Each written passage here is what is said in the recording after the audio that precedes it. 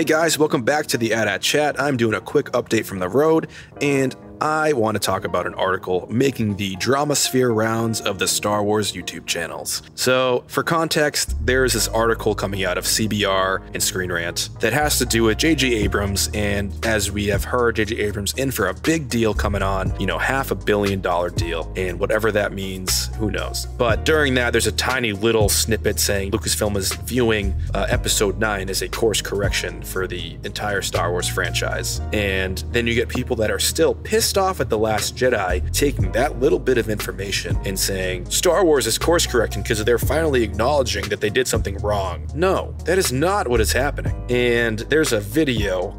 I actually laughed out loud when I saw this title because it's just so telling of these kind of YouTubers and Star Wars quote-unquote fans, right? They are pushing political agendas to gain momentum on their own channel and momentum within their subscriptions and, parroting off of what other people that have been successful being negative on Star Wars have done. And it's a little sad to me. They're calling this NPC Star Wars is fixing or whatever. It's just stupid. The whole NPC thing is dumb. If you use that term, I think you're probably dumb. It's just silly. It's hilarious that people think that that is actually a diss. And, this is from the same crowd of people that call people food, like soy. So anyways, let's dive back into this article, right? So J.J. Abrams is course correcting Lucasfilm's Star Wars franchise. And I just have to say that is not at all what is going on. When you look at the article and actually read J.J. Abrams' interview about his big deal coming up, as well as reflecting back on Bob Iger's words on Solo, basically, you could surmise that what they're basically saying in terms of course correction is one in marketing strategy, date release, and timing, and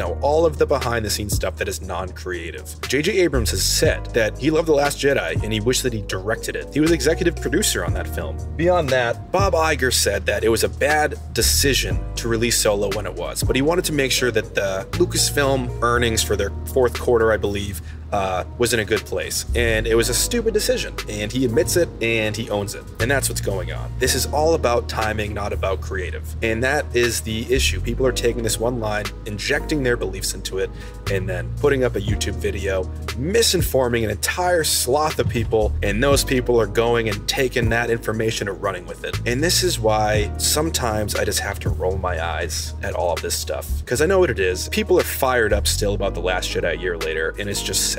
Look, guys, get over it. If you didn't like The Last Jedi, get over it. If you didn't like The Force Awakens, get over it. If you didn't like Solo, get over it. It doesn't matter. It's a pretty wild world where, one movie out of 8 can taint your existence this much that you have to obsess about it for a year. It's also super telling of these individuals to me personally, and I just think it's not good. So I will link both articles in the description as well as the Reddit like I had said. You can come to your own conclusion, but at the end of the day, I think this is just a garbage piece of journalism. This is just somebody needing to get something out because they can get something out, and that's it. There's no reason that this thing even came out. So J.J. Abrams doing his job. This just in. Like, that's essentially what this is. You know what? I'm just gonna start posting news articles that are so outlandish just because people will take it literally. I'm gonna post an article say Star Wars was based on lettuce. That'll be my next video, how Star Wars is based on lettuce, because that pretty much has as much credibility as any of these things that I'm seeing at this point. That's all I have to say on this fine Monday evening in the rain, and AT is signing off.